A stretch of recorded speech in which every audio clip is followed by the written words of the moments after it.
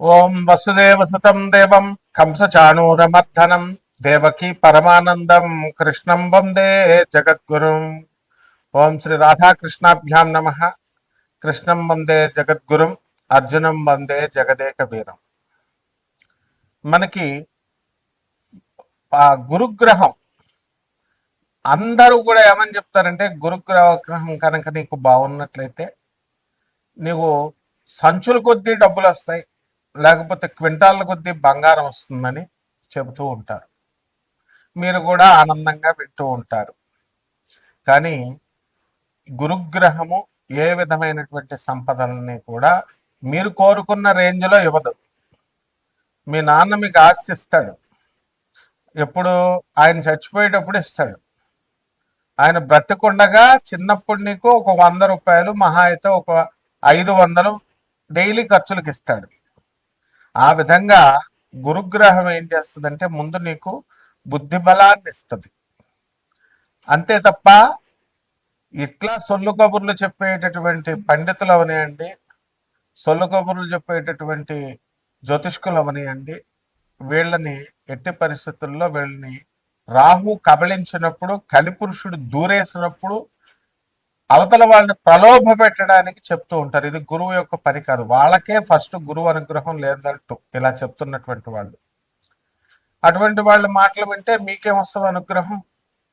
కాబట్టి మన దేవతల గురువు అయినటువంటి బృహస్పతి ఎప్పుడూ కూడా మీకు చక్కటి ఆలోచన విధానాన్ని, నిజాయితీని, ఆ తర్వాత చక్కగా మీరు రుజుమార్గంలో వెళ్ళేటటువంటి విధానాన్ని ఇస్తారు.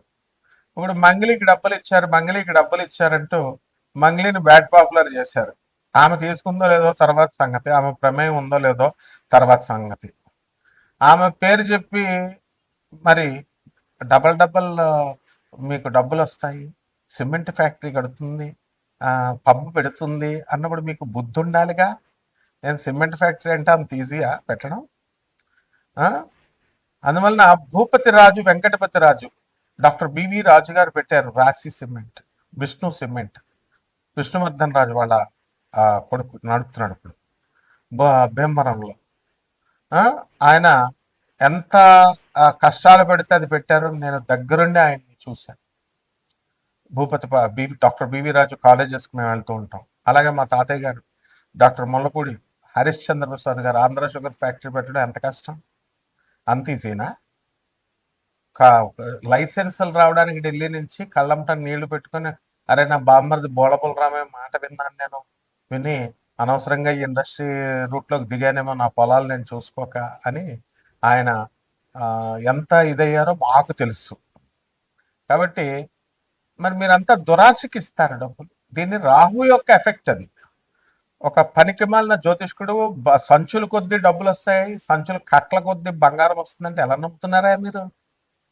కష్టపడాలి, బాగా చదవాలి, మీ అమ్మ చెప్పిన మాట వినాలి. మీ నాన్న నేను పడ్డ కష్టాలు నువ్వు పడకూడదురా అని చెప్పేసి పాపం నేను బిజినెస్లో చిన్న చిన్న అబద్ధాలు, చిన్న చిన్న మోసాలు చేసి నేను కుటుంబ పోషణ చేయాల్సిన దుస్థితి. మా నాన్న మాట నేను వినకపోవడం వల్ల నాకు ఈ పరిస్థితి వచ్చింది. నువ్వు ఆ పరిస్థితి తెచ్చుకోక నాయన, చదువుకోరా బాబు అని చెప్తాడు. అంతేగాని నువ్వు వేసుకొచ్చాయి, బ్యాంకులు దోపిడీ చేసుకొచ్చాయి, ఈ దొంగిలించుకొచ్చాయి అని తండ్రి చెప్పడు. కాబట్టి ఇదంతా కూడా ఆ గురువు పక్కన రాహు గాళ్ళు ఇలాంటి వాళ్ళు ఉంటారన్నమాట. వాళ్ళే ఈ కపట జ్యోతిష్కులు, కపట గురువులు అన్నమాట. ఎవరైనా సరే స్వామి వివేకానంద అది ఫాలో అవుతారా? స్వామి వివేకానంద ఎప్పుడైనా ఇలా చెప్పాడా మీకు? రామకృష్ణ పరమహంస, స్వామి వివేకానంద, ప్రభాత్ రంజన్ సర్కార్, ఆ తర్వాత చక్కగా మన ఆదిశంకరాచార్యుల వారు, రామానుజాచార్యుల వారు, రమణ మహర్షుల వారు ఎప్పుడన్నా ఇలా చెప్పారా?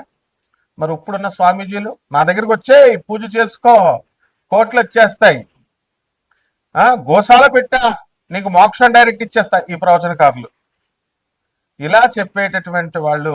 లేకపోతే గోశాల అంటాడు ఒకడేమో గుళ్ళు కట్టానంటాడు, ఒకడు కాశీలో పెట్టానంటాడు.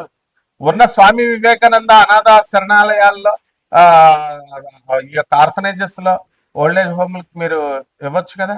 ఉన్న వాటికి ఇవ్వరు వీళ్ళు కొత్తగా పెడతారు వీళ్ళ బ్రాండ్తో, పనికి మాలిన వాళ్ళు.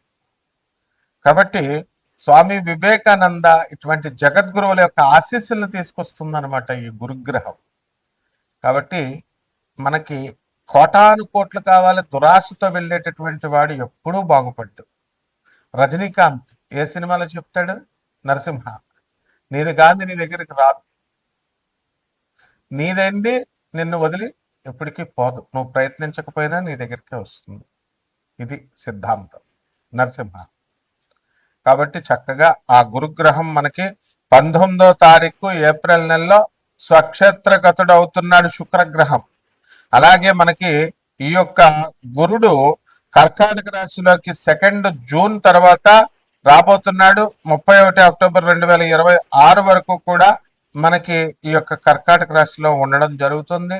ఆ తర్వాత సింహరాశిలోకి ప్రవేశం చేస్తాడు 31వ తేదీ అక్టోబర్ నెల 2026 సంవత్సరం నుంచి. అలాగే ఈ యొక్క బుధగ్రహాన్ని మనం చూసుకున్నప్పుడు మనకి బుధగ్రహము 30 ఏప్రిల్ 2026 సంవత్సరం తర్వాత ఈ యొక్క బుధుడు మేషరాశి ప్రవేశం చేస్తాడు. అలాగే ఈ యొక్క కుజగ్రహాన్ని కనుక మనం చూసుకున్నప్పుడు మనకి కుజుడు చక్కగా మే 11వ తేదీ 5వ నెలలో మనకి కుజుడు మేషరాశిలో ప్రవేశిస్తాడు. అంతవరకు మీనరాశిలో 2 ఏప్రిల్ నుంచి ఉన్నాడు 2026 సంవత్సరంలో.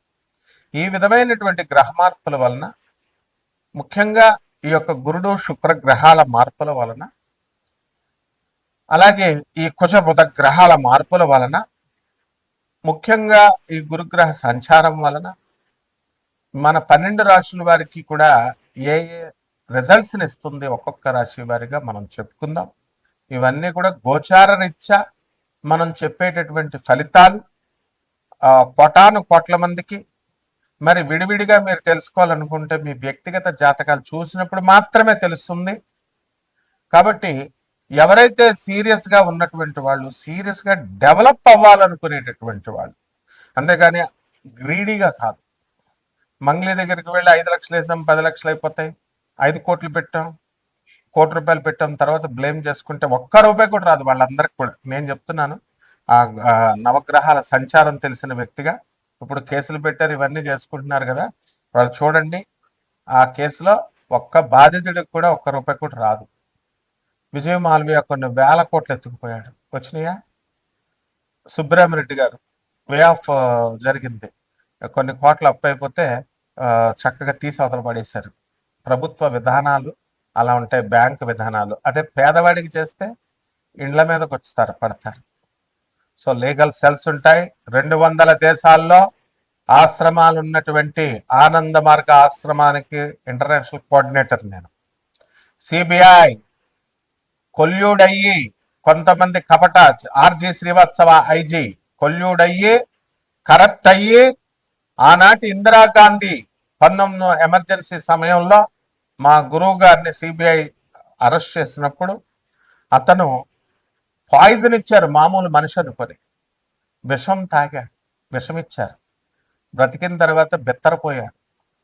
బెత్తరపోయిన తర్వాత ఆయన సాక్షాత్తు శివసంభూతుడని తెలుసుకొని అదే ఐజీ శ్రీవాత్సవ ఆయన పాదాల మీద పడి క్షమాపణ అడిగి ఈ రోజున మాకు ఆనంద్ నగర్ జార్ఖండ్ లో Singhbhum first landscape on the earth అని అక్కడ ఆయన సన్యాస దీక్ష తీసుకున్నాడు మా గురుగారి దగ్గర. ఇప్పుడు కూడా సర్వ్ చేసుకుంటున్నాడు. సో సింగభూమి జార్ఖండే first landscape on the earth అని geological survey of India geological evidences ఉండగా, అలాగే ఎన్జిఆర్ఐ ఇవన్నీ కూడా సెంట్రల్ గవర్నమెంట్ ఎవిడెన్సెస్ ఉండగా బుద్ధి లేదా ప్రవచనకారులకి? బుద్ధి లేదా మీకందరికీ చెప్పేటటువంటి వాళ్ళు యూట్యూబ్కి మైథలాజికల్ స్టోరీ లాగా చెప్తారు. ఏది ఈ యొక్క ఏమిటది కల్కి పుడతాడు, ఏమిటా ఆ ప్లేస్ ఏమిటి? కల్కి పుడతాడు శంబాలా నగరం. రిపీట్, కల్కి పుడతాడు, అది శంబాలా నగరం అని ఒక మైథలాజికల్ స్టోరీ లాగా. అదేదో ఎక్కడో ఉంటది, అది హిమాలయ పర్వతాల తర్వాత ఎక్కడో ఉంటది, మానవులు వెళ్ళలేరు. ఏంటి సొల్లు కబుర్లు చెప్పాను నేను. First landscape on the earth Singhbhum, refer చేసుకోండి గూగుల్. జార్ఖండ్ ఇండియా, అది భూభాగం అని చెప్పి జియోలాజికల్ ఎవిడెన్సెస్ చెప్తుంటే మళ్ళీ మీరు ఇది చేస్తున్నారు. ఏం do you want me to file the cases against all such YouTubers? ఎందుకు చరిత్రను మారుస్తున్నారు మీరు? అలాగే రాముడు అయోధ్యలోనే పుట్టాడు. మైథలాజికల్ స్టోరీ రామాయణం కావ్యం అని చెప్పడానికి మీకు ఎవరిచ్చారు అధికారం? మరి పని పట్టలేక అయోధ్యలో రామాలయం కట్టారు. పని పట్టలేక భక్తులందరూ రాముడి వారి దగ్గరికి వెళ్తున్నారు. అలాగే మధురాలో కృష్ణుడు పుట్టాడు. దట్సాల్. మళ్ళీ కృష్ణుడు మైథలాజికల్ స్టోరీ భాగవతం అబద్ధం, భగవద్గీత అబద్ధం అంటూ కొంతమంది యూట్యూబర్లు రా మీరంతా. యూట్యూబర్లు మీరు ఉపాసకులు అవుతారా? మీరు భక్తులు అవుతారా? స్వామి వివేకానంద శిష్యురా మీరు? గురు పరంపర నుంచి వచ్చినటువంటి వాడిని నేను చెప్తున్నాను. రాముడు గురువు. రాముడు అయోధ్యలోనే పుట్టాడు, అదే సాకేతం. మధురలో కృష్ణుడు పుట్టాడు, అదే గోలోకం. రామాయణం అనేటటువంటిది కల్పితం కాదు. భాగవతం అనేటటువంటిది కల్పితం కాదు. కురుక్షేత్రం అనేటటువంటిది కల్పితం కాదు. యక్షిణీల గురించి మీకేం తెలుసురా? యక్షిణీల గురించి చెప్తున్నారు ఒక ఆర్గనైజ్డ్ గా, ఒక గౌరవప్రదంగా. నేను చెప్పుకొస్తే వేరే ఛానల్ వాళ్ళు వేరే గొట్టంగాల్ని చిన్న చిన్న వాళ్ళని పెట్టి యక్షిణీలు గురించి మీకు తెలిసినట్టు చెప్తున్నారు. మీరు ఉపాసన చేయలేదంటూనే మీకేం తెలుసు అసలు? ఎందుకు? How do you degrade the Hindu goddesses? So ఇవన్నీ కూడా మీరు చెప్పడం వల్ల, ఈ దురాశాపరులైనటువంటి ఈ జనం చూడటం వల్ల ఏమవుతుందంటే ఈ యొక్క మీకు రిజల్ట్స్ రావు. గురుగ్రహం చేసేది అదే నిజమైనటువంటి జ్ఞానాన్ని చెప్పడం. గురు పరంపర అంటే ఆజ్ఞాపించాలా? గురువు ఆదేశుడు, గురు దత్తాత్రేయుడు ఆదేశిస్తాడు. It is an order. ఆదిశంకరాచార్యుల ఆది గురువు శ్రీ ఏమంటాడు? నా గురోరధికం, నా గురోరధికం, నా గురోరధికం ఇది శివ శాసనతః. శివుడు శాసించాడు. ఇదేమన్నా రాజకీయ నాయకుళ్ళు సీఎంలు పిఎంలు అనుకుంటున్నారు చెప్పడానికి. దిస్ ఇస్ ఆర్డర్, గురువు ఆర్డర్. కాబట్టి ఇక నుంచి ఎటువంటి మైథలాజికల్ స్టోరీస్ లాగా ఎవరు కూడా చెప్పకూడదు. అలా కనుక చెప్పినట్లయితే తప్పకుండా లీగల్ ప్రొసీడింగ్స్ కి వెళ్తాం. ఇదే గురుగ్రహం చేసేటటువంటి. అంతేగాని బస్తాలు బస్తాలు డబ్బులు మీకు ఇచ్చేది, బస్తాలు బస్తాలు మీకు డబ్బుల్ని ఇవ్వదు. జ్ఞానాన్ని ఇస్తుంది, మంచి గురువుల్ని ఇస్తుంది, మంచి స్నేహితుల్ని ఇస్తుంది, నిజాయితీ పరులుగా ఉన్నటువంటి వాళ్ళ చేత మీకు కల్పించి యథార్థ భక్తిని, నిజ భక్తిని మీకు కల్పిస్తుంది. ఇక 12 రాశుల వారికి ఒక్కొక్క రాశి వారిగా మీకు ఏమేం ఫలితాలు ఇస్తుందో ఈ వీడియోలో చూద్దాం. కన్యా రాశి. ఈ కన్యా రాశి వారికి అందరికీ కూడా ఈ యొక్క గురుగ్రహ ప్రభావం వలన రాజ్యంలో ఉన్నటువంటి, కేంద్రంలో ఉన్నటువంటి గురుగ్రహం సకల శుభాలను మీకు ఇస్తుంది. వివాహాలు కానటువంటి వాళ్ళందరికీ కూడా వివాహాలు చేస్తుంది. మంచి వాళ్ళతో స్నేహాలు చేయిస్తుంది.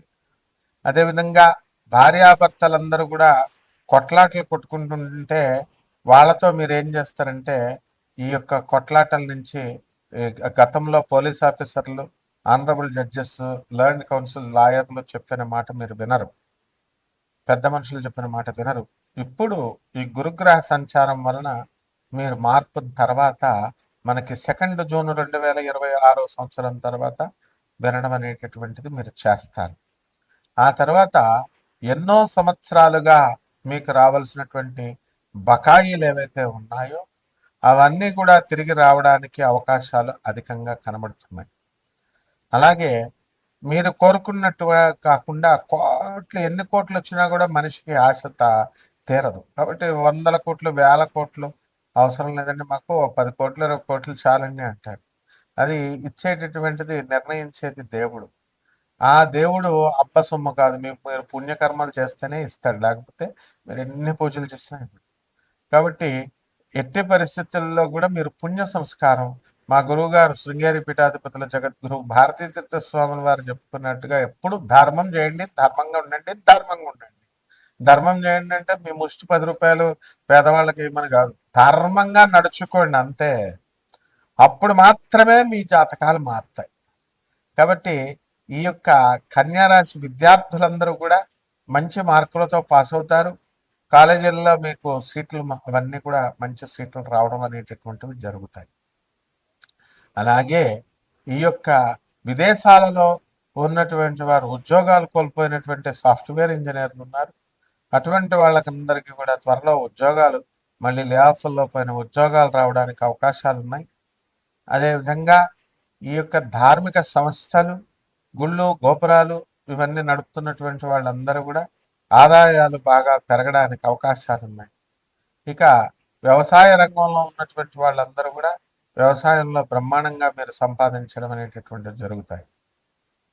అలాగే ఇల్లు లేనటువంటి వాళ్ళు ఇల్లు కొంటారు, స్థలాలు లేనటువంటి వాళ్ళు స్థలాలు కొంటారు. మీరు అనుకున్న పనులన్నీ కూడా కన్యా రాశి వాళ్ళకి అవడానికి అవకాశాలు ఉన్నాయి. పరిహారాల దగ్గరికి వచ్చేసరికి సప్తమంలో ఉన్నటువంటి శనిగ్రహ ప్రభావం వలన భార్యాభర్తల మధ్య, పిల్లల మధ్య యుద్ధాలు జరుగుతూ ఉంటాయి, అంతర్యుద్ధాలు. అవన్నీ కూడా సమసిపోవడానికి గాను కొన్ని పరిహారాలు చేసుకోవాల్సినటువంటి అవసరం ఉంది. అదేమిటంటే శని జపం చేసుకోవాలి, శని స్తోత్రాలు చదవాలి, శనికి కిలోంపావు నల్ల నువ్వుల్ని, నల్లని వస్త్రాలనిచ్చి పేద బ్రాహ్మణులకి శనివారం నాడు ఉదయం 8 గంటలకి దానం చేసుకోవాలి. దశమహావిద్యల్లో ఒకటైనటువంటి మనకి ఈ యొక్క ఆ మహాకాళి అమ్మవారి యొక్క మంత్ర జపము, ఆమె యొక్క హోమాలు ఇవన్నీ చేసుకోవడం ద్వారా బ్రహ్మాండంగా ఉంటుంది. శుభమస్తు.